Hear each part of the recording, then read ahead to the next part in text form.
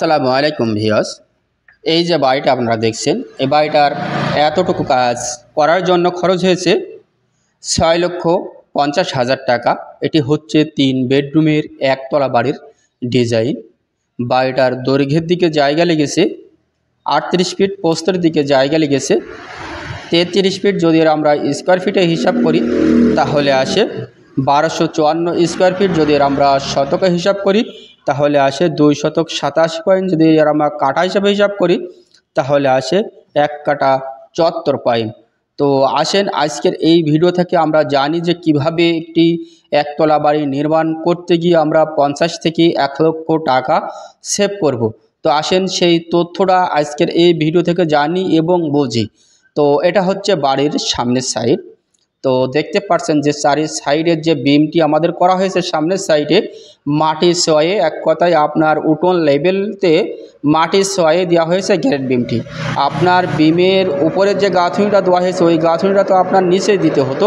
তো নিচেই দিলে কি হতো, আপনার হয়তো 2 ইট বেশি গাঁথতে হতো এবং মাটিতে গাঁথার জন্য হয়তো অনেক সময় দেখা যায় নিচের গাঁথুনিটা ফেটে যায়, বসে যায়। তো সেই কারণেই আপনি যদি বিমটা নিচে দিয়ে করে যদি আপনি গাঁথনিটা বিমের পর দেন চারি সাইড, ভিতর না কিন্তু চারি সাইডের পোতার চারি সাইডটা আপনি দেবেন বিমের উপরে গাঁথনি, আর বিমটা দেবেন আপনি মাটির সোয়াই নিচেই দিয়ে। ভিতরের যে বিমগুলো দেখছেন এই বিমগুলো একই লেভেলে পোতা লেভেলটা করবেন, করে বিমটি ঢালাই করবেন। তাহলে আমাদের বিমটি করতে হবে 2 লেয়ারে। চারি সাইডে 1 ফিট ডাউন করে দেবেন এবং মাঝখানটা 1 ফিট উঁচু করে আপনার বিমটা করবেন। সেই ক্ষেত্রে আপনার পোতার যে কাজটা, গ্যারেট বিমের যে কাজটা, বিল্ডিংটিও অনেক মজবুত হবে, খরচও সেভ হবে এবং বিল্ডিংটি অনেক মজবুত করে আপনি একটি বিল্ডিং করতে পারবেন। করার পর ভিতরের বিমটি আপনি 1 ফিট উঁচু করে করলেন, করে ওই 1 ফিট আপনি চারি সাইডের গাঁথনিগুলো দিয়ে দিবেন। দেওয়ার পরে আপনি মাটিটা ভরাট করবেন, মাটি হোক আর বালিতে হোক বিল্ডিংটি ভরাট করবেন।